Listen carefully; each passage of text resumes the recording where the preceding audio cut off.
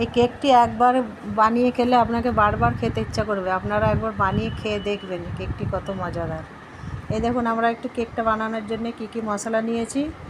প্রথমেই নিয়েছি খাবার সোডা আছে, 2টো এলাচ আছে এবং বেকিং পাউডার আছে, লবণ আছে, বিস্কুট আছে, গড়িয়ে বিস্কুট, আমল দুধ আছে, সাদা তেল আছে, 2টো ডিম আছে, এর সঙ্গে চিনি আছে, ময়দা আছে।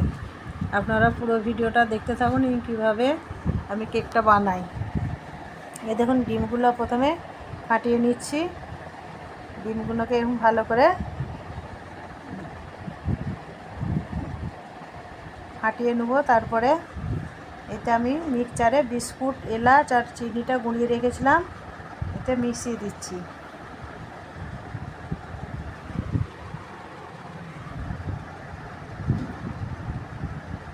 এইভাবে ভালো করে এটাকে মাখিয়ে নেব। এরপরে এতে আমি একটু সাদা তেল দিয়ে দিলাম। সাদা তেলটা দেওয়ার পরে যে ময়দা দিয়ে দিলাম। দেখুন এই যে ময়দাটা এবারে ভালোভাবে মাখিয়ে নেব। এভাবে ব্যাটারটা তৈরি হবে। তবে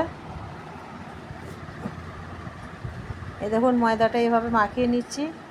একটু জল দিলাম, জলটা একটু শক্ত হয়ে গেছিলো বলে ব্যাটারটা একটু জলটা দিয়ে মাখিয়ে নিলাম ভালো করে।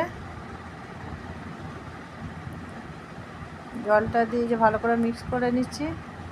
এবারে এতে একটু লবণ দেবো, স্বাদ মতো অল্প দেবো লবণটা।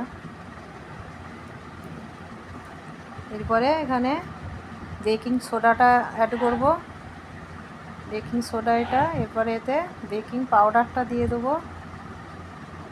বেকিং পাউডার এই যে সবটা দিয়ে দিলাম, 1 চামচ আছে। বেকিং পাউডারটা দিয়ে দিলাম। এইভাবে এটা ভালো করে মিক্স করে নেব। ভালোভাবে মাখিয়ে নিয়ে আবার একটু জল দেবো, ব্যাটারটা একটু শক্ত আছে। জলটা এবারে ভালো করে মাখিয়ে নেব। এইভাবে ব্যাটারটাকে রেডি করতে হবে। দেখুন আপনারা এবারে এই আমল দুধটা এতে দিয়ে দেবো। মশলা সব একে একে সব দেওয়া হয়ে গেল। এবারে আমরা ব্যাটারটা পুরোপুরি রেডি করব। এই দেখুন ব্যাটারটা আমাদের রেডি হয়ে গেছে। ব্যাটারের ঘনত্বটা এরকম থাকতে হবে, তবে বুঝবেন যে এটা কেকের জন্য সঠিক হয়েছে। ব্যাটারটা এইরকম ঘনত্বটা হবে।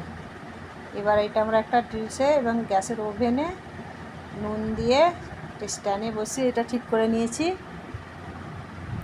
দেখুন আধ ঘন্টা পরে ফিরে আসলাম। কেকটা কেমন হয়েছে দেখুন, কতটা ফুলেছে এবং কতটা নরম। আপনার যে কেকটা আমি কাটলেই দেখে বুঝতে পারবেন। দেখুন কেকটা কত নরম হয়েছে।